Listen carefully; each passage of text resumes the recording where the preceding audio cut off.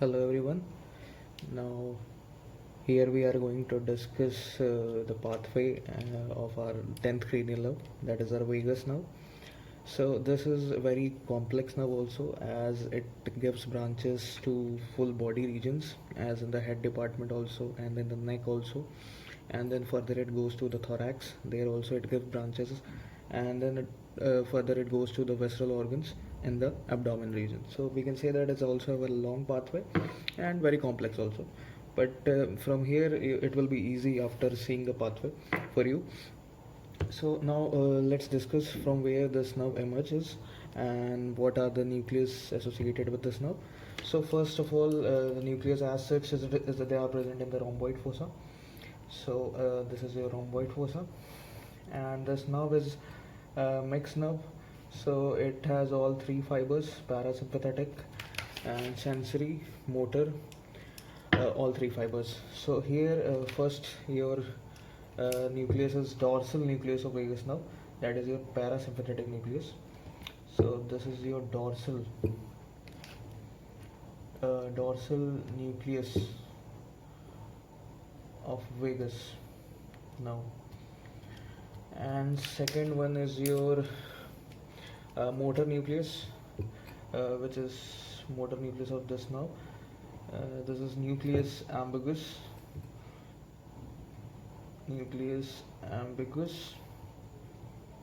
and your sensory nucleus is nucleus tractus solitarius.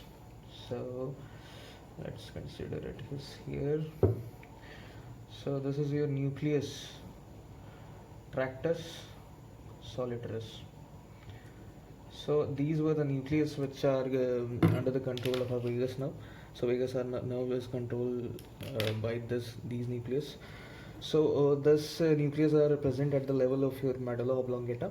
So from here at the lateral to olives, this nerve emerges, and from here the nerve emerges from our brainstem, that is the medulla region, and it proceeds further forward, and from here it just exits from cranium, that is from skull, through our opening, that is a foramen, that is your jugular foramen.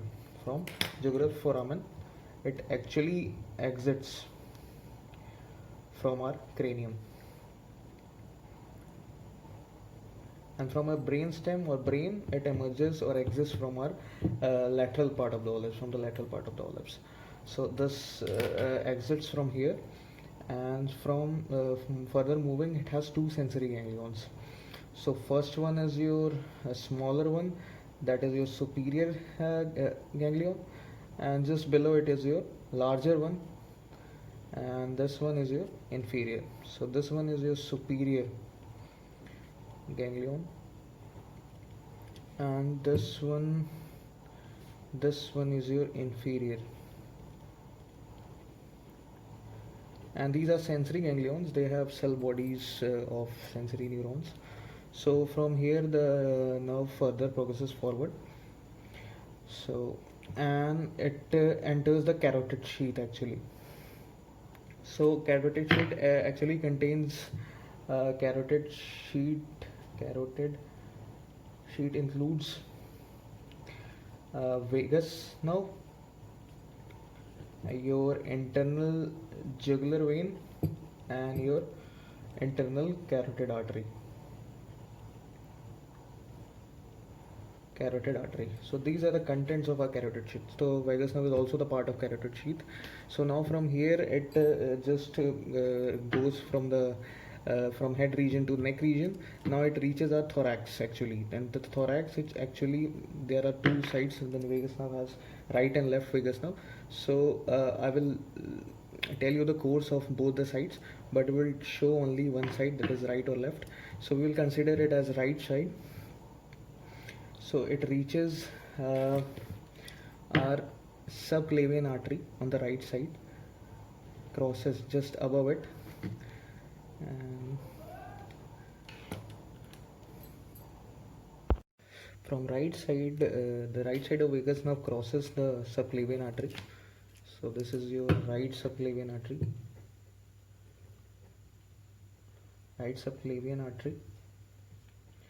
and from left side it actually passes between, from left side, from left vagus nerve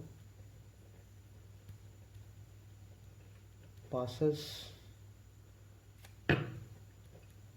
between left subclavian artery and left common carotid artery. Left common carotid artery. So from right side it crosses the subclavian artery, and from the left vagus nerve passes between the left subclavian artery and left common carotid artery. So this was the course of left and right till it enters the thorax region. And now we'll discuss the branches actually in the head region and in neck level region, and further we'll discuss at the level of thorax and below that at the level of abdomen. So here from your superior ganglion actually it gives two branches. One is your meningeal branch, which actually again returns back from the jugular foramen and it goes to the posterior cranial fossa and supplies your dura mater. So this is your meningeal branch. Meningeal branch and supplies your dura mater and the posterior cranial fossa. And from here again one more branch arises from your superior ganglion. Superior ganglion actually gives two branches, meningeal, and second one is your auricle branch.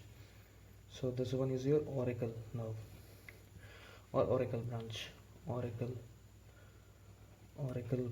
and it supplies your external acoustic meatus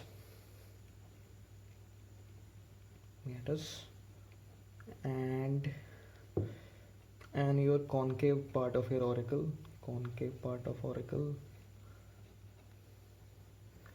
and tympanic membrane, external part of your tympanic membrane, and this is the only nerve of vagus nerve which actually supplies your skin. No other branches supplies the skin, sensory innervation to the skin. This is the auricle branch. And now from this inferior ganglion there is, so from here the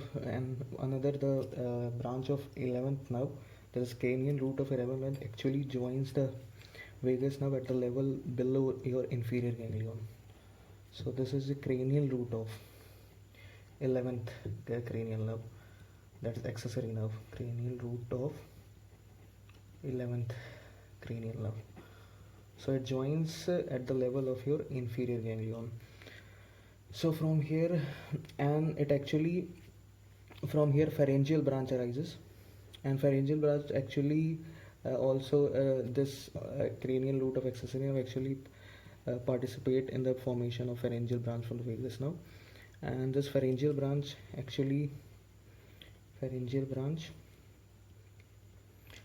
supplies your mucous membrane of your oro and laryngopharynx, and it has motor fibers also for the constrictor muscles of the pharynx. And further all this forms pharyngeal plexus, so it has also parasympathetic preganglionic fibers also. So further it goes through the PSS, the middle constrictor muscle, this pharyngeal branch, and supplies the mucous membranous oro and laryngopharynx and all three constrictor muscles, that is your superior, middle and inferior. So this actually again joins later on in the pharyngeal plexus. So cranial root actually participate in the formation of pharyngeal branch. So from here one more nerve arises, that is sinus nerve. This actually supplies your carotid body and carotid sinus. Carotid body and carotid sinus. That is has receptors for chemoreceptors and baroreceptors.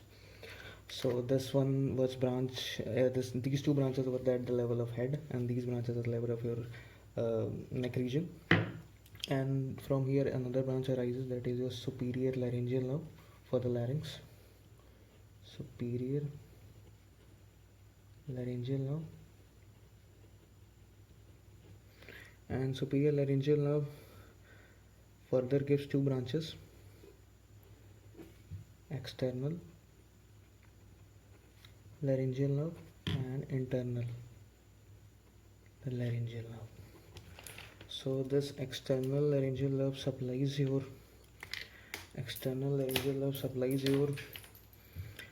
uh, cricothyroid muscle. Cricothyroid muscle. This is the only one interesting muscle of your larynx. And internal carotid nerve supplies your thyroid membrane, and the sensory innervations above the level of your vocal cords. Sensory innervation above vocal cords. The part above the vocal cords are supplied by your internal laryngeal nerve, the branch of superior laryngeal nerve. So now these three branches, that is your mucous pharyngeal branch, superior laryngeal nerve, and now from here your most important branch, that is recurrent laryngeal nerve, right and left from the both sides. So here only we will discuss about the right side, but the course we will discuss for the both sides. So actually when the vagus nerve crosses above the subclavian artery, it gives one branch that goes under the subclavian artery and returns back through your tracheoesophageal, pierces the tracheoesophageal groove and enters your larynx from both the sides. And from the right side it crosses the it goes under the subclavian artery, and from the left side it goes under your arc of aorta. So here I will write about the left laryngeal nerve, left recurrent laryngeal nerve, sorry, we are talking about the left recurrent. This is another branch. It crosses or goes under the arc of aorta.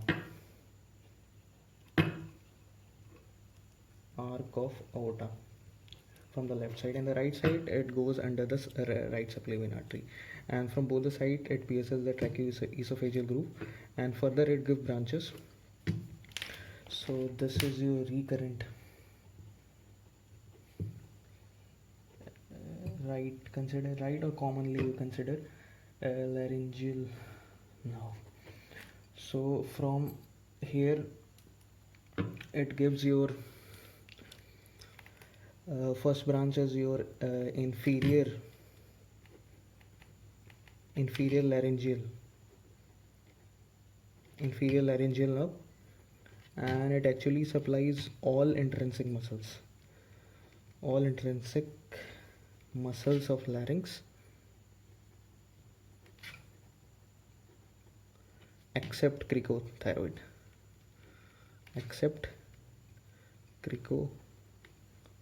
because it was supplied by your external laryngeal nerve, which is a branch of superior laryngeal nerve from your inferior ganglion. So and it also gives sensory innervation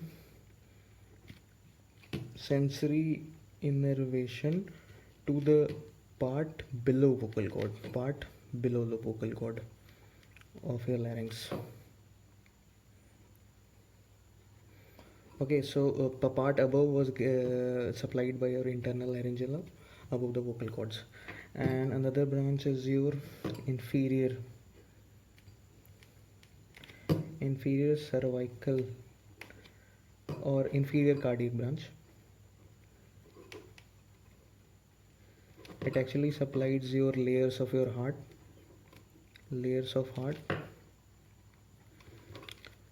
and your that is it controls our conducting systems of your heart, that is the pacemakers all.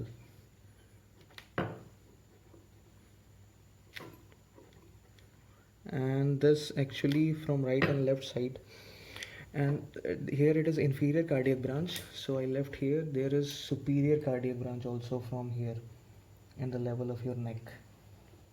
There is superior cardiac branch. Superior cardiac branch.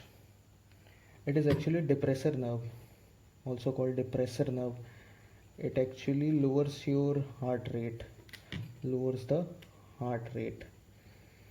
And these nerves actually participate in the formation of your cardiac plexus. So right superior, left superior, right inferior, and left inferior. Out of these three, only one, the cardiac plexus are two: superior, superficial, and deep. So left inferior, actually, left inferior cardiac branch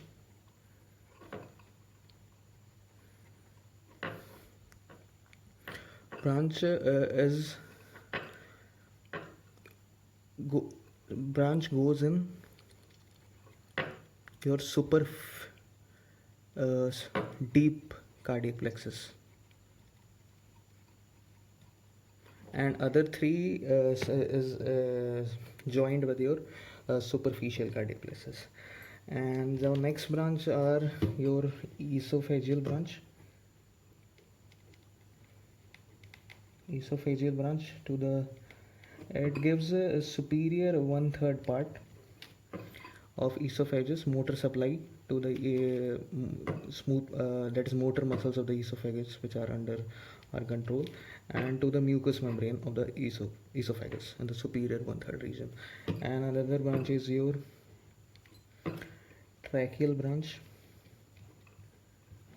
to the mucous membrane of trachea and to the smooth muscles of your trachea, smooth muscles of trachea. And the mucus, that is the glands of the mucous membrane, secretory innervation to the glands of mucous membrane of trachea, and also esophagus also, like that in the esophagus also, glands of mucous membrane. So these were the actual branches of recurrent laryngeal nerve. So from here the further the vagus nerve proceeds forward in the, and this was the level of your neck region. Now in the thorax region, direct branches arises. First one is your direct esophageal branch, and it supplies your uh, inferior 2/3 part of esophagus, as 1/3 was supplied by esophageal branch from leak and nerve, and one direct branch to the esophagus. And another branch is your bronchial, you can say, bronchial branch, and it joins your pulmonary plexus and actually supplies your root of the lung and all the mucous membrane of the lungs and the glands present in the lungs. So this bronchial branch actually joins your pulmonary plexus of the parasympathetic ganglion, the preganglionic fibers. Further goes to intramural ganglion, actually there is formed. So pulmonary plexus, esophageal branch goes to the esophageal plexus. These are all intramural ganglion which goes inside the organ, and these ganglions are actually formed inside the organ. So that is why they are named as intramural. So now another branch. Now the further this was your thorax region. Now the nerves enters the abdomen part. Abdomen part. From here actually it gives supplies to all organs, actually internal organs. This enters from your esophageal hiatus in the abdomen part. Esophageal vagus nerve enters, and to your small intestine, stomach, pancreas, liver, and kidneys, and colons, ureter, until your sigmoid colon, and your transverse and ascending colon also. So this actually supplies all the internal organs and through the preganglionic parasympathetic fibers for the secretory secretions of this smooth muscles in all these organs and the glands present in this organ. So this actually the sensory and the mucus secretions are controlled by our vagus nerve in all these organs. So this was your abdominal part. Esophageal and bronchial branch was part of your thorax region, and really current was also, no, this was in the neck region, and this two branches, auricle and meningeal, was in the head region. So this was actually the overview of your vagus nerve. Thank you.